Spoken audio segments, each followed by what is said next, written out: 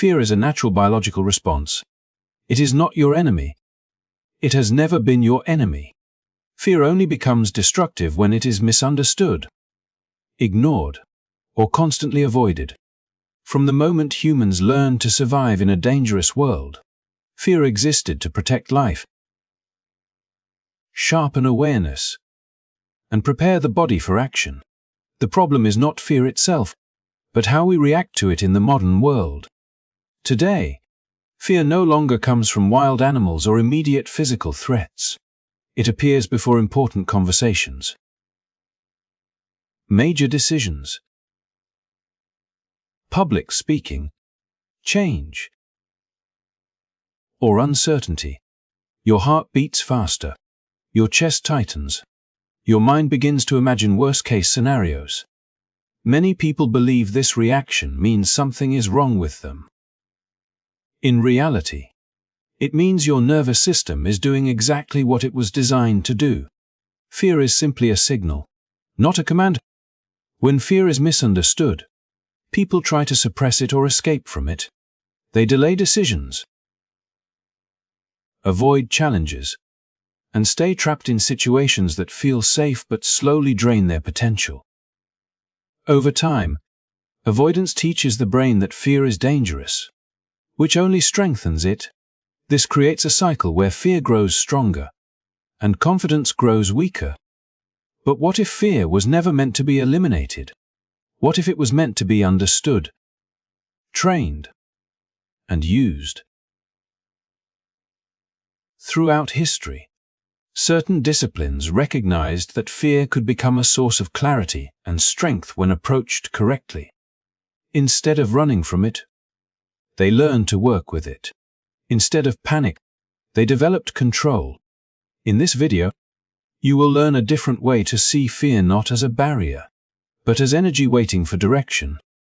If this topic speaks to you and you want to master your inner world, support the channel by liking this video, subscribing, and turning on notifications. Stay with us, because understanding fear may be the most important skill you ever develop. Once fear is no longer seen as an enemy, a deeper question naturally arises. If fear is not something to fight or suppress, then what is it truly trying to tell us?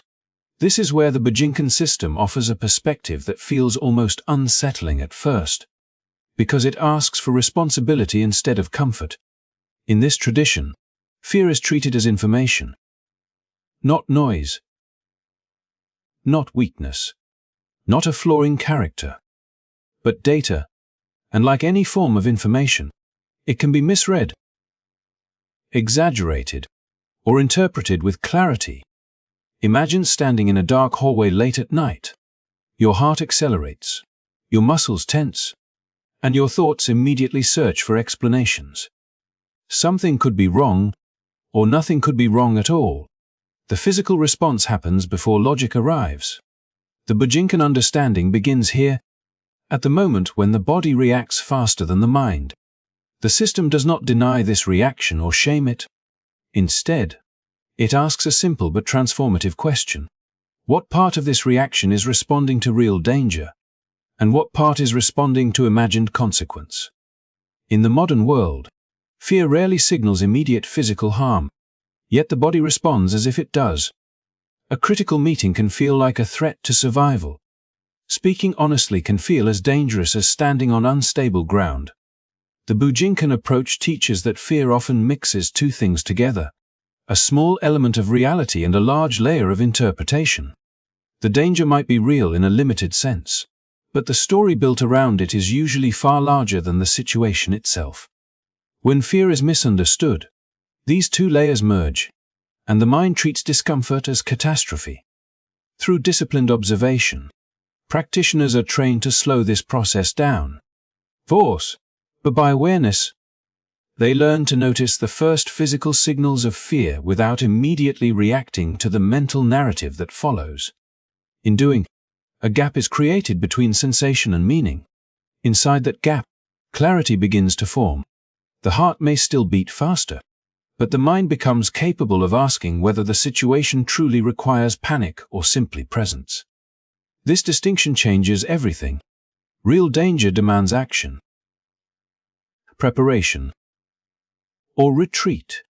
Imagined danger demands none of these things. Only attention. When fear is interpreted correctly, energy stops being wasted on resistance.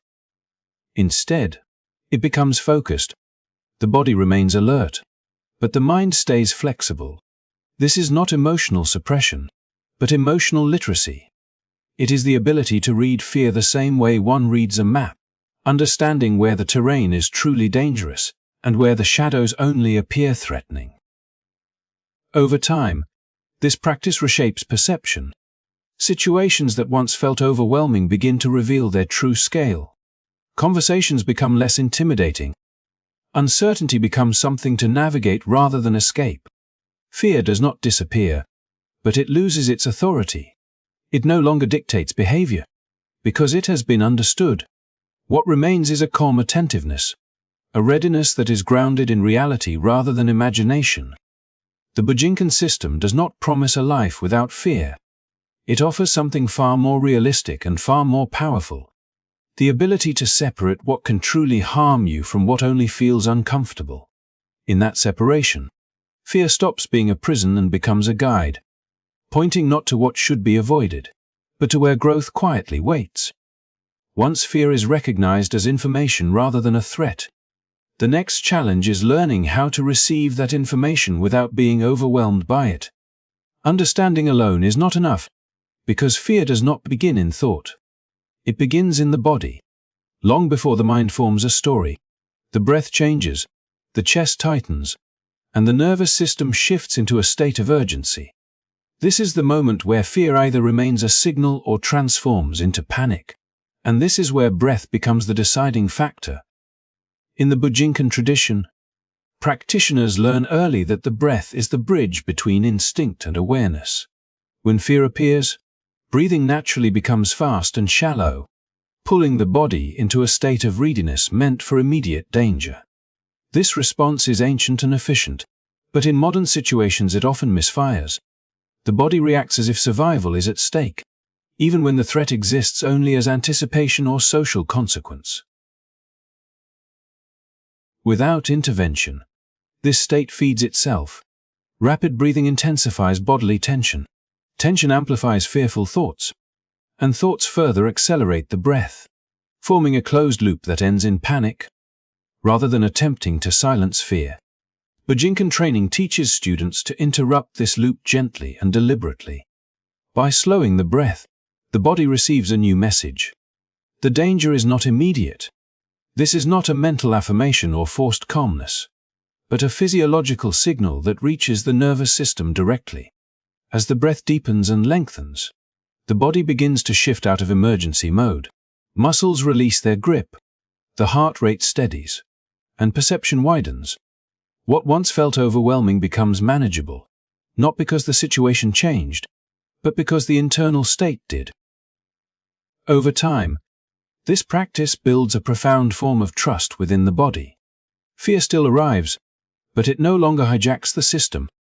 The breath becomes an anchor, a way to stay present inside discomfort without being consumed by it.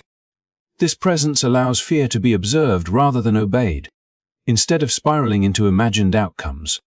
The mind remains connected to what is actually happening in the moment. From this place, decisions are made with clarity rather than urgency. This training does not eliminate physical reactions, nor is that the goal.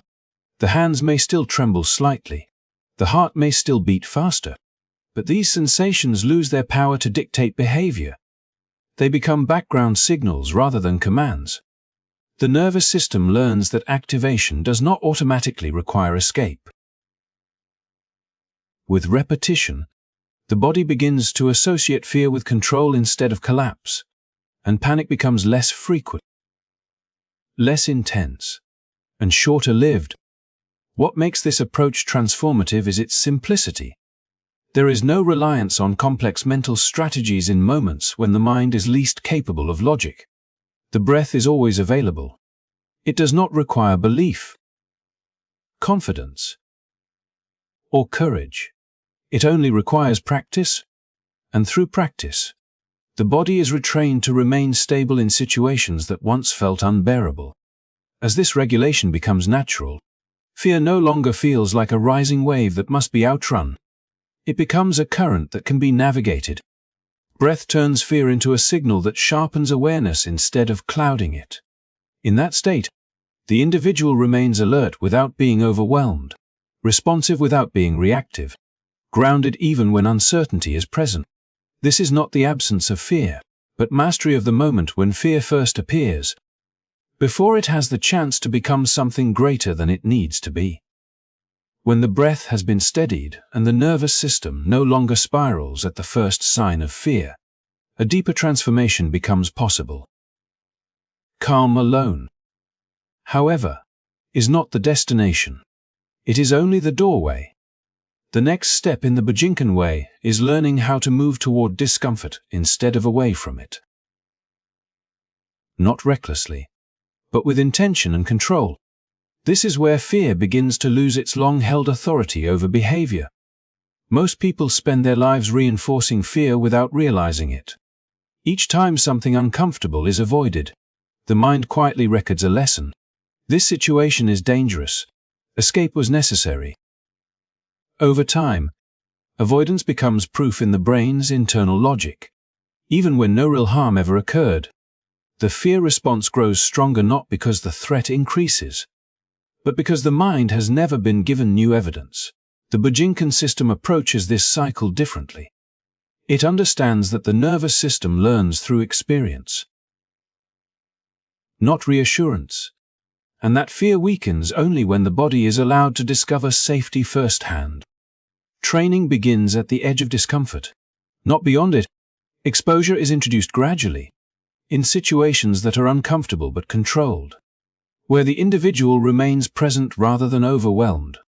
This might mean standing still under pressure, maintaining eye contact, or remaining calm in an environment that once triggered panic.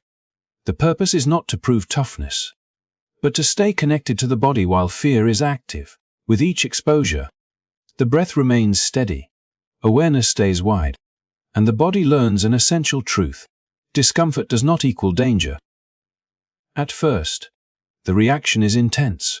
The body tightens, the urge to escape is strong, and the mind searches for reasons to stop.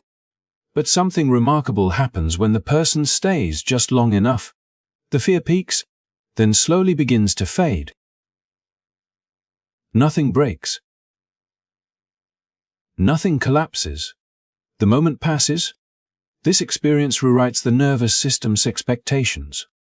What once seemed unbearable becomes survivable, and what is survivable becomes less threatening the next time. Over repeated exposures, the brain starts to recalibrate. The alarm system becomes more precise. Instead of reacting to every unfamiliar sensation, it learns to discriminate. True danger still commands attention, but imagined threats lose their urgency. The individual no longer feels trapped by automatic reactions. Fear becomes shorter, quieter, and easier to manage. Confidence does not come from forcing bravery, but from accumulated proof that the body can endure more than it once believed. What makes this process powerful is its honesty. There is no denial of fear and no attempt to overpower it. Discomfort is acknowledged, felt, and respected. By staying present within it, the mind and body integrate the experience rather than fragmenting under stress. Over time, this creates a sense of internal stability. Challenges no longer feel like walls, but like terrain to be crossed step by step. As exposure becomes part of daily life, fear loses its mystique. It is no longer an unpredictable force that appears without warning, but a familiar sensation that signals growth. Situations that once felt impossible now feel approachable. The individual begins to move through life with a quiet confidence, not because fear is gone, but because it no longer decides the direction of movement. This is how gradual exposure reshapes the relationship with fear, not through confrontation or suppression, but through repeated, controlled experience that teaches the nervous system a new story, one where discomfort is no longer a command to retreat, but an invitation to remain present, learn, and move forward with clarity.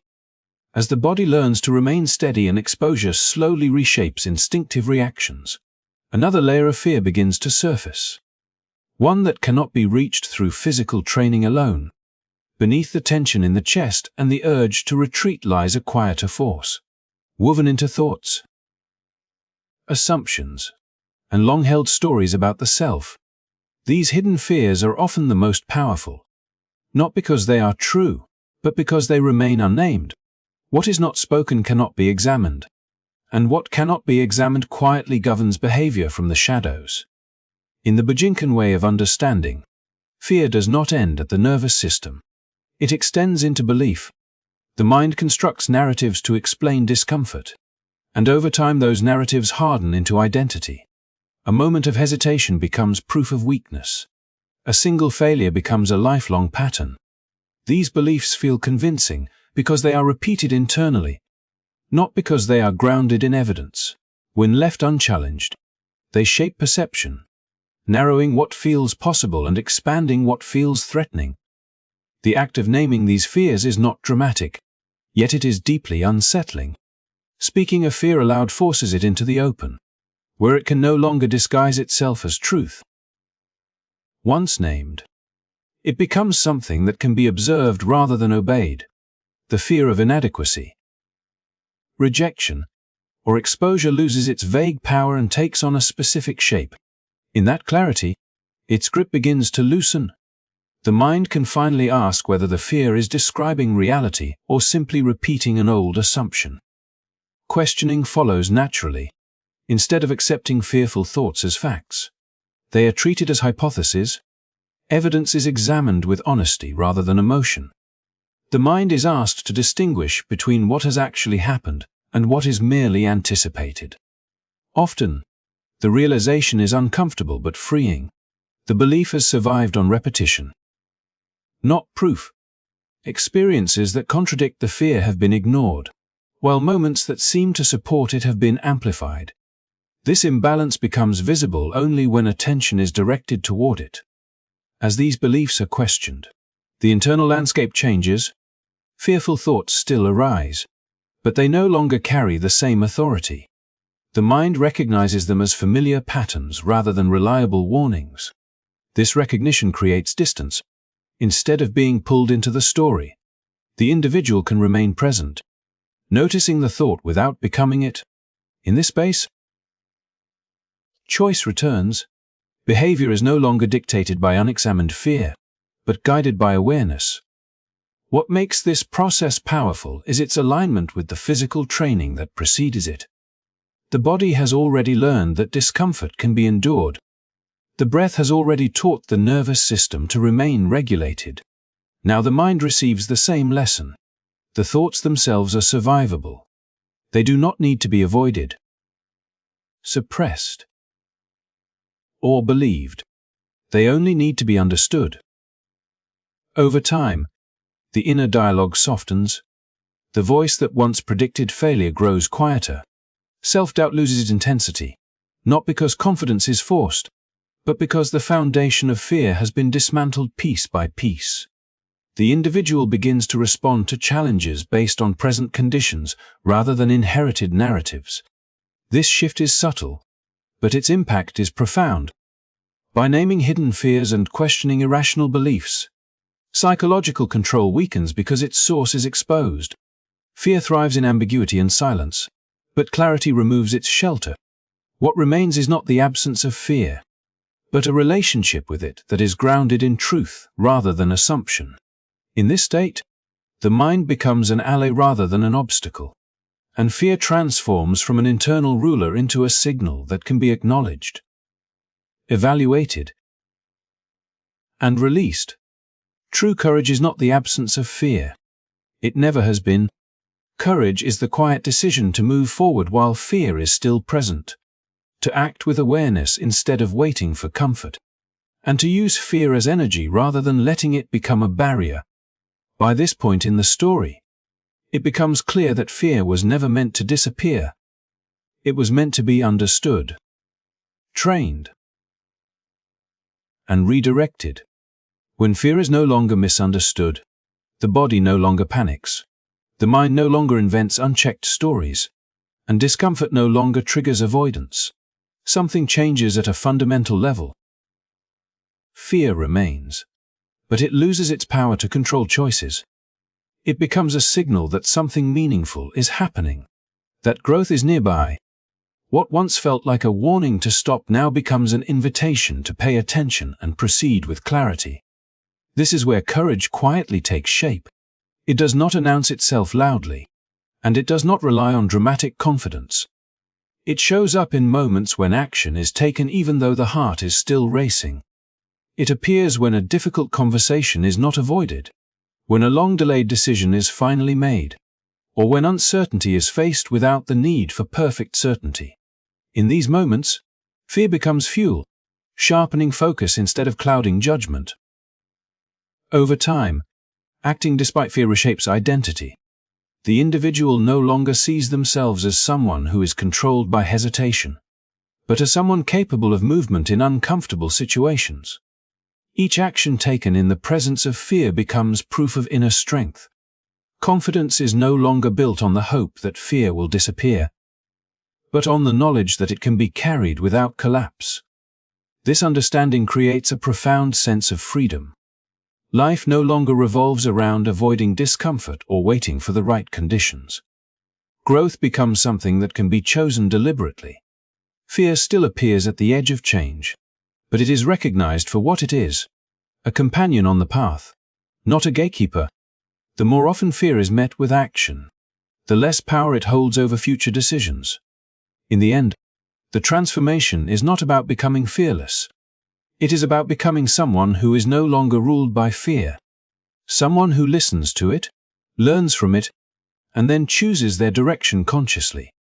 This is the essence of true courage, not bravery without fear, but presence within it. Thank you for taking the time to watch and reflect on this journey. If this story helped shift the way you see fear and courage, support the channel by liking the video, subscribing, and staying with us for future content. Your engagement helps this message reach others who may be standing at the edge of their own growth.